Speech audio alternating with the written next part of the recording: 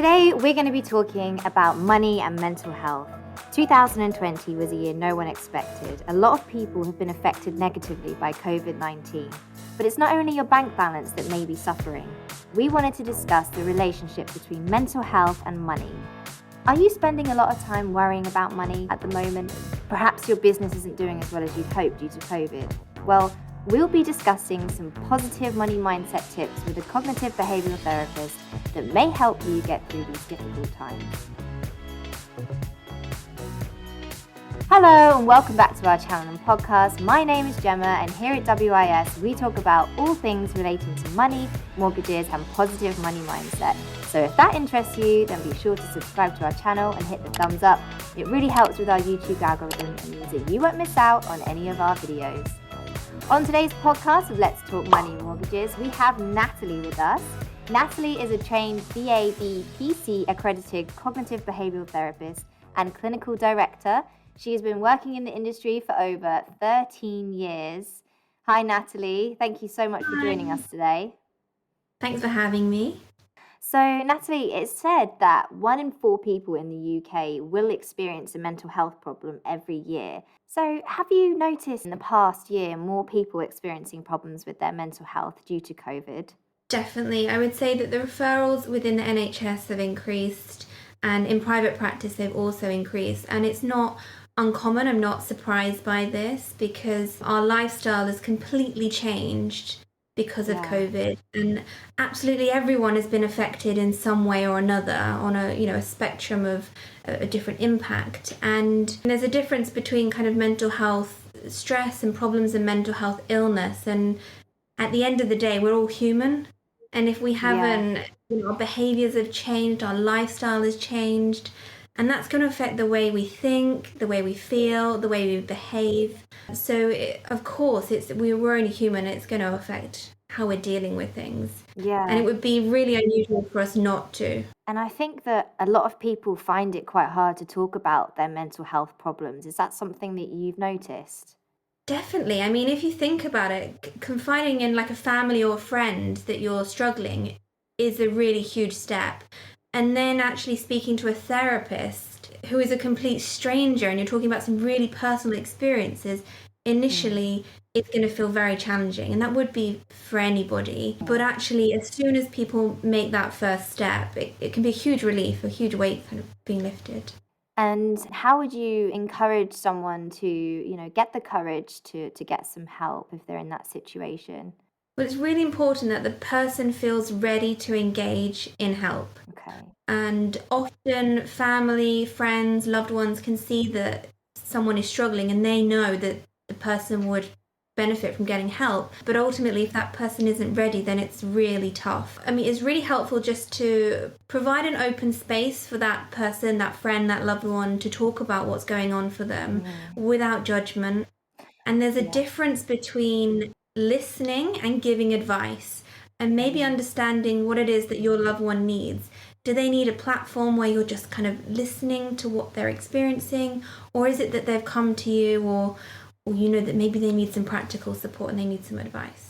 Yeah, I think that's one of the things that I recently sort of learned, is that I normally assumed that when someone was talking to me about something that they kind of wanted my advice, but I realized actually sometimes I think people just kind of want to offload their information without me giving my feedback on that. Is that something, with friends and family, when they're supporting people with mental health, that you'd ask them to bear in mind? Definitely, because sometimes we know what advice we might need to take, but the steps in being able to implement that is really tough. And if we're hearing the advice all the time, but not really knowing how to implement that, it can affect how we're feeling, our self-esteem, and our motivation. What relationship do you think money has with people who are having a hard time with their mental health? It's really interesting because money comes up a lot in mental health in my sessions. And often when people are worrying about money, it sometimes goes hand in hand with avoidance. So a lot of my clients, a typical behavior that they might engage in is that they won't open their bills, their post, and then they're left like worrying about their financial situation. And really, they haven't got a full understanding of what's going on. And that avoidance is providing a temporary relief that I don't have to face this problem. I can just kind of brush it under the carpet. And ultimately it's building, and that's going to affect anxiety and worry and stress. What kind of things, though, can people do to try and help them with their money problems and overcome this? That's a good question. And what I actually encourage people to do is to bring their letters into therapy. So bring their unopened bills and letters into therapy. And then actually we look at which ones they think are the scary ones and which ones they'd be more inclined to open. Yeah. And then we open them together. And what I've found is that even if someone opens the letter and their debt is far higher than they expected, there is almost a huge wave of relief that they now know what they're working with. Okay. And they now know the extent of their problem. And there's a really excellent charity called Step Change that can help anyone experiencing debt problems, and they can put in a plan that's free that can support them on their journey. Okay, so I guess the idea is that through therapy and this company, they can kind of get a grip again on their finances and kind of help them through dealing with that, anxiety that they might get.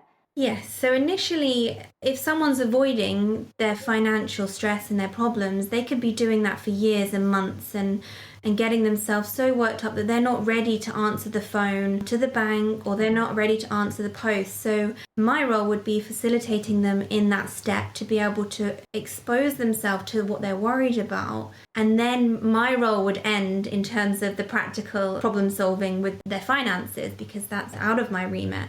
But there are certainly some great organisations that offer free support that would help individuals. On Step Change, they have a questionnaire that you complete, and then they tailor the support for that individual, and they can combine all the debt in one platform so that people are just paying one payment rather than multiple payments each month. I think that sounds like it would be really useful. So yeah, we'll definitely pop that link down below for anyone that's listening that might be interested in that. Where else can people go to get help if they're suffering? The first place would be your GP. At the moment, I've spoken to a lot of people and they're really ambivalent about contacting their GP because of COVID and the restrictions, and GP surgery is working very differently. However, that shouldn't deter people, because these mental health services are still up and running and the support is free. You can contact your GP and they will signpost you to your local mental health service. However, most of them at the moment are accepting self-referrals, and you would need to look up your local IAPT service, Improving Access to Psychological Therapies, and it's all over the country. Okay, thank you. Do you have any tips for people that might be too afraid to get help? Something that maybe they can start thinking about before they're ready to get help, just to help them in the meantime? Something that can be really helpful to do at home, if you feel that you've got a stack of paperwork, a stack of bills, or anything that you feel that you're avoiding, is to give yourself a time task rather than a goal task. So instead of saying, right, on Monday morning, I'm going to go through all my bills, I'm going to get on top of this, the best thing to do is to say, right, I'm going to give myself 20 minutes. I'm going to do what I can in those 20 minutes. And once I've achieved that time, that's it. And actually that can help reduce feelings of feeling overwhelmed and stressed, because when Monday comes, we can be having that, horrid feeling like, oh, I've planned this activity, I really don't want to face it. However, if we've scheduled 20 minutes or 10 minutes even, and we've scheduled that every day for 5 days, we're going to feel like we're getting through that pile of paperwork or that task that we've been avoiding for a very long time.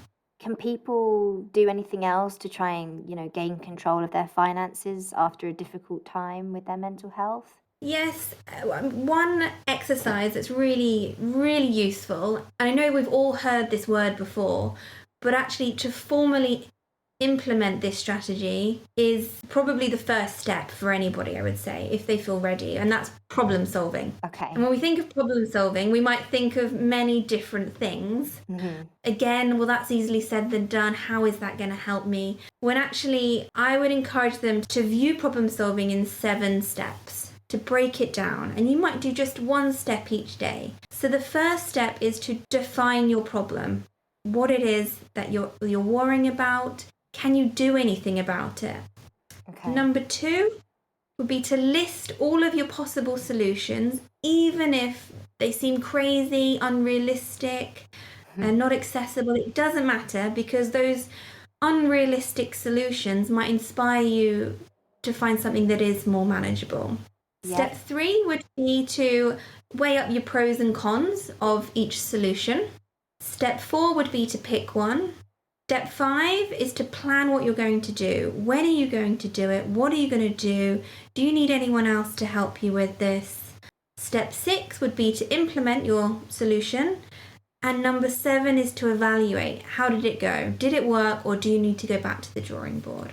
Okay, great. Thank you, Natalie.